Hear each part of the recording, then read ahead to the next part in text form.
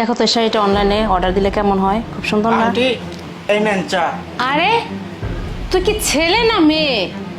মুখ ভর্তি দাড়ি, চোখে কাজল, টিপ, লিপস্টিক, তুই কি হিজড়া নাকি? তাই তো, এ তো হিজড়াই।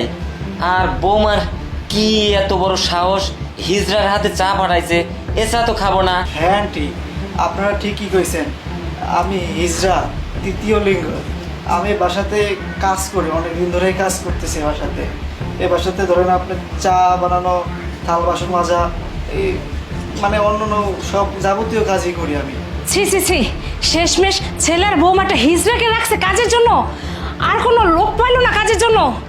এই হাতে এই চা খাওয়া যাবে না, হিজড়া হাতে চা খাবো নাকি? বৌমা কোথায়, তুমি এদিকে আসো। হ্যাঁ মা, আপনি আমাকে ডাকতেছেন কেন? চিল্লাচালি কিসের?